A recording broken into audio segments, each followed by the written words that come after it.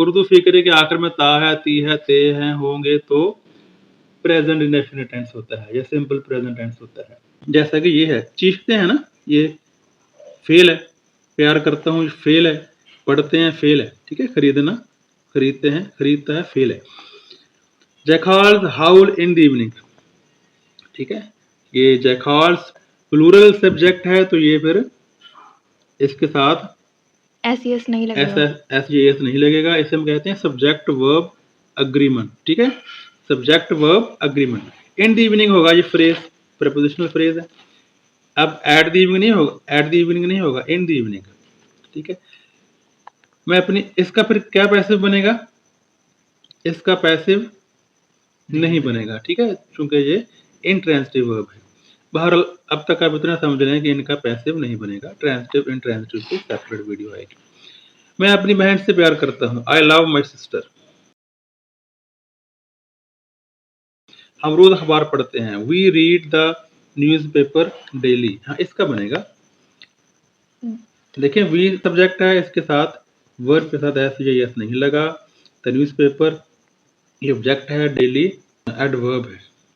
The newspaper is red by us daily, ठीक है।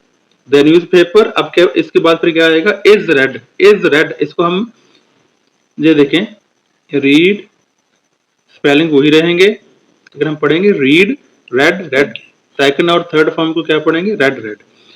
The newspaper is red by us daily, the newspaper single था इसलिए single subject था तो इसके मुताबिक हमने इज लगाया। असलम ईद पर नए कपड़े खरीदता है, Aslam buys new clothes at Eid, ठीक है। तो क्या होगा फिर, new clothes are bought by Aslam at Eid. अब असलम सिंगल सब्जेक्ट है, साथ बायस लगा या परचेज आएगा, ठीक है, टेक्स भी आ सकता है। न्यू क्लॉथ्स भी प्लूरल सब्जेक्ट है, आएगा are, new clothes are bought by Aslam at Eid. The poor man lives from hand to mouth, तो और भी हो सकता है, इसका पैसिव नहीं बनेगा।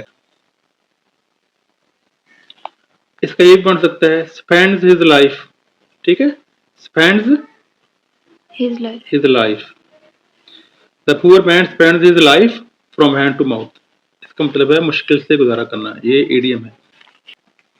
अमीर आदमी गरीबों को हकारत की नजर से देखता है, हकारत की नजर से देखना, नफरत से देखना। The rich man looks down upon the poor, looks down upon, ये पूरा आएगा फ्रेजल वर्ब। क्या होगा फिर इसका passive, the poor is looked down upon the poor is looked down upon the rich.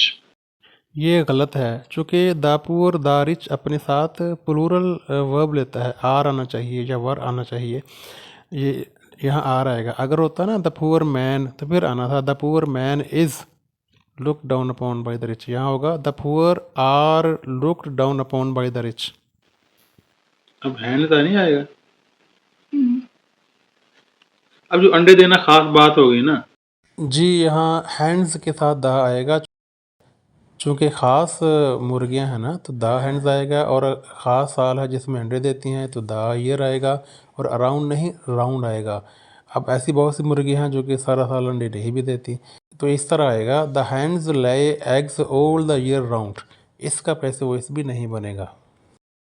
आप 10वीं जमात को अंग्रेजी पढ़ाते हैं, you teach English to 10th class, अब इस तरह लिखना है तो फिर इस तरह लिखेंगे, क्लास 10 या फिर 10th class, the 10th, you teach English to the 10th class,